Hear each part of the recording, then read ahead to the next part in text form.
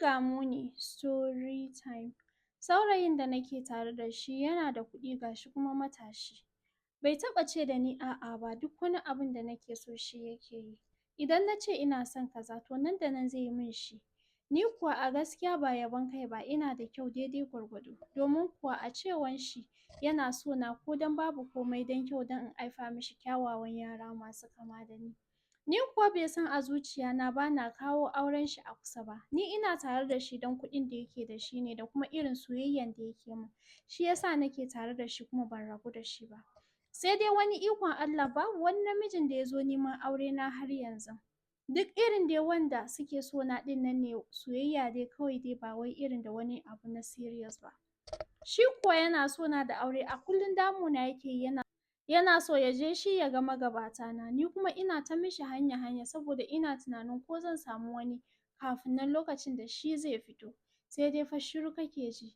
Yanzu dai ina tunanin na bashi dama sannan kuma ina jin tsoro. Saboda a gaskiya bana son na zo ni ban haifi 'ya'ya masu kama da ni ba in zo in haifi 'ya'ya munana. In na haifi 'ya'ya munana ya zan yi ina zan sa raina. Wallahi idan zan sa muku hoton wannan saurayin nawa za ku ga kalan munin shi da yake da shi. Kila shi ya sa ma har yanzu bai yi aure ba domin yana da kuɗi kuma aƙalla ya kai shekara 36 amma bai taɓa yin aure ba.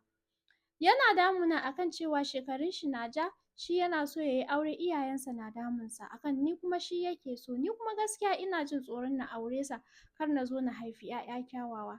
Dan Allah dan Annabi ya zan yi ku bani shawara. Ga samu ga rashi domin ga kuɗi amma kuma ga muni. Ni ban san ya zan yi ba, ban san ina zan sa kaina ba.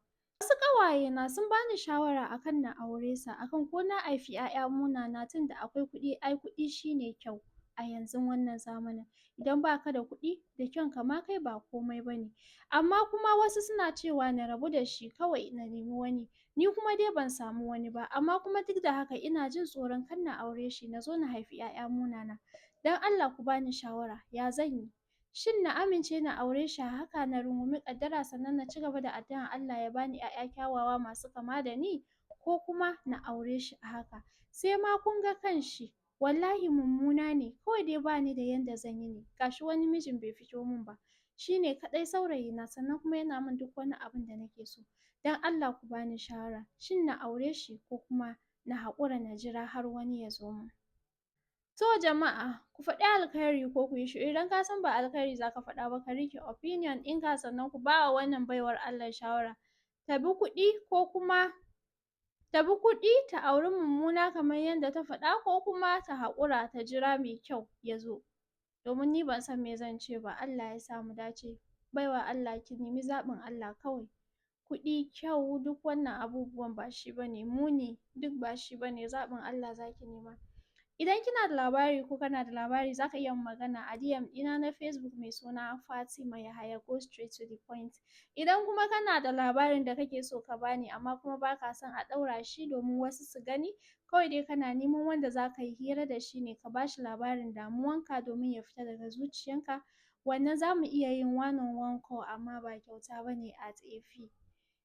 Idan kana so wannan za ka magana ka ce kana son kai one on one call zan faɗa maka price ɗin da za ka biya sannan zan baka account number. Bayan ka yi payment ɗin baka number da za ka kira ni da shi domin ka faɗa min damuwanka sannan mu yi magana one on one at a fee ba kyauta bane. Allah ya sa mu dace. Ka faɗi alkhairi ko ka yi shiru. Taku har kullum story teller.